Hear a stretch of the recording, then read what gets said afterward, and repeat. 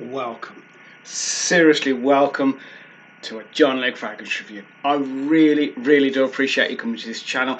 It is my honour and my privilege to review for you. So 2021, quite a year, it's coming to an end, and in that year 2021 we have seen two big releases from two big fragrance houses.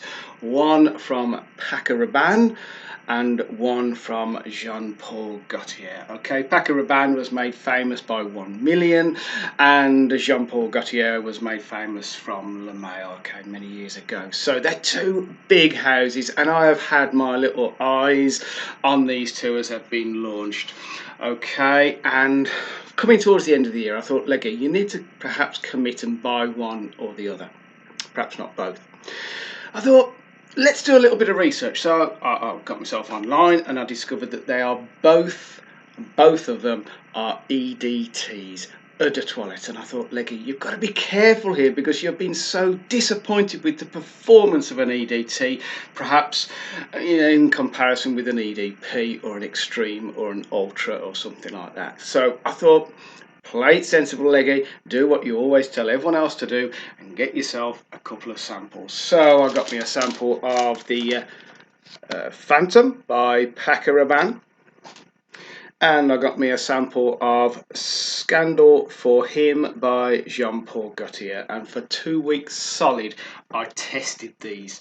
Okay, I would put one on one arm, one on the other arm. I'd put one on one side of my neck, one on the other side of my neck, and I would monitor the smell, the performance, reactions from people, and let me tell you all about it. Okay, because I decided that I wasn't going to buy both, I was just going to buy one. So what made me sort of steer towards the one over the other? Okay, when I first sprayed both of them, they both came across to me as nothing particularly new, nothing particularly groundbreaking, but both very pleasant, very sweet, very sort of contemporary sort of fragrances. Okay, both very pleasant. Neither one of them sort of instantly wowed me, but over time I discovered, certainly with the reactions from the one that I got over the other, and certainly what I got in terms of performance of the one over the other, and certainly in terms of the way my nose reacted and the way it entertained me, I ended up choosing the Jean Paul Gaultier Scandal for Him. So I bought me a full-size bottle. Scandal, Jean Paul Gaultier. Now this is the 150ml, and just as an aside, it tells me it's an eco-friendly bottle because I can buy a 200ml bottle to top this up. So I suppose, I don't know what's eco about that. I suppose you mean you don't have to go and buy a whole new sort of special bottle. You're buying a fairly plain bottle, but I guess that's still got to be, I don't know, disposed of in the correct way.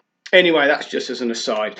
I think they're all going over to this refillable bottles. So let's have a quick squint at this one. So Scandal for Men, there it is. Got the bling bling crown on top. Jean Paul Gaultier Scandal, and it's the 150ml EDT. Now let's spray it and try and attempt to tell you why I chose this one over the Phantom. But what I must put in here, a little disclaimer, I have not dismissed the Phantom. The Phantom is a really good smell, but just at the moment this one wowed me more.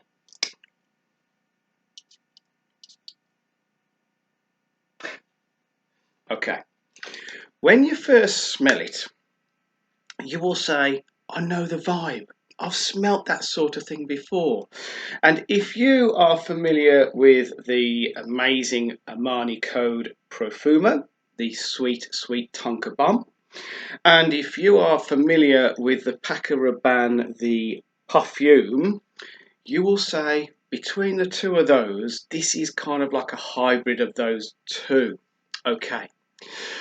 Let me tell you about the notes. Let me sort of pick out the notes that you're going to smell. Instead of detailing every single note and you go, well, I don't know what that smells like anyway, you're going to smell essentially caramel, sweet, sugary, almost burnt sugary caramel.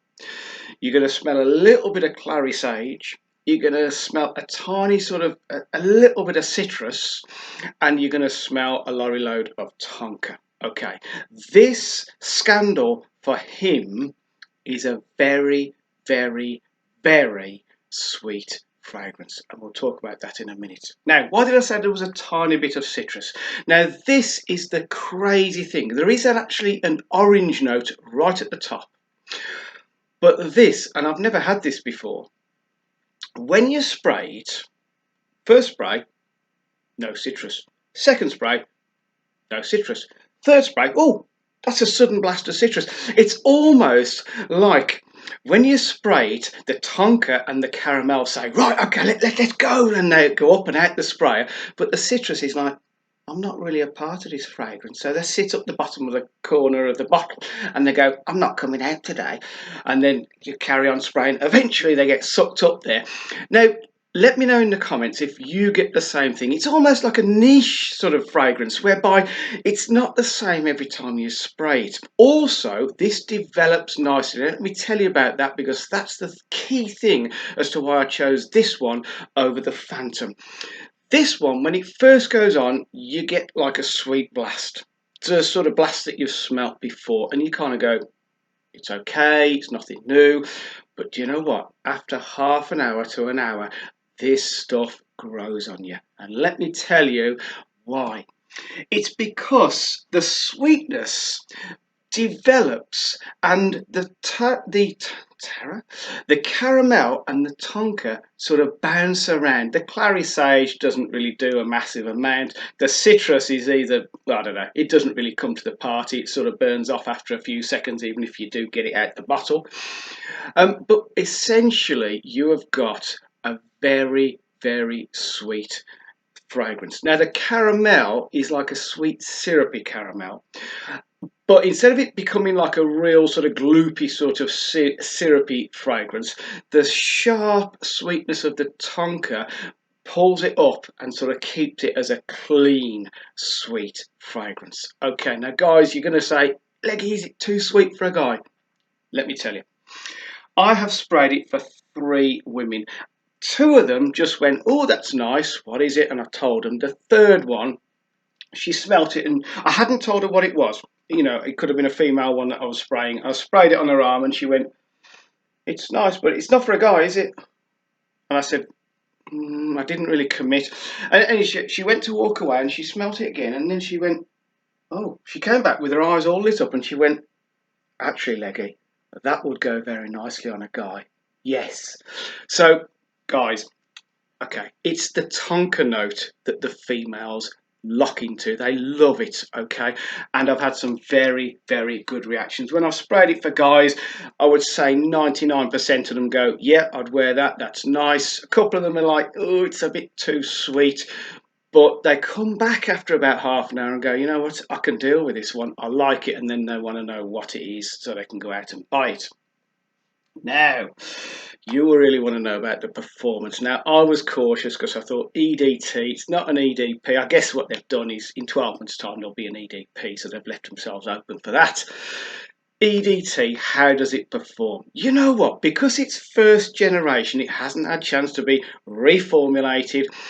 This is good. What do I mean by good? Go on, Leggy, be a bit more specific than good. All right. For about 4.5 to 5 hours, it sets up like a scent bubble around you. It's not a loud fragrance. It will not fill a room. It will not choke people. People will not be offended by this fragrance. It's kind of not that kind of fragrance in terms of its projection. But it sets up a nice, neat scent bubble around you. I've had a few people comment, like what you're wearing today, Leggy. So people around you will smell it. After about 4.5, maybe 5 hours tops, you kind of get tiny little whiffs of it, but it essentially becomes a skin scent. So I'll be honest with you, you will not get all day out of this. You will have to carry your Travelo and you'll have to top up at lunchtime, okay? But the reactions I got from this one, especially the females, they absolutely realised that although it was mega, mega sweet, this would seriously work well on a guy. So if you go and sample this and you go, your first reaction is, oh, it's too sweet, it's too sweet. Let it just deal with it for 10 minutes and get to know it, and you know what? It really is good. And the performance I would describe as acceptable.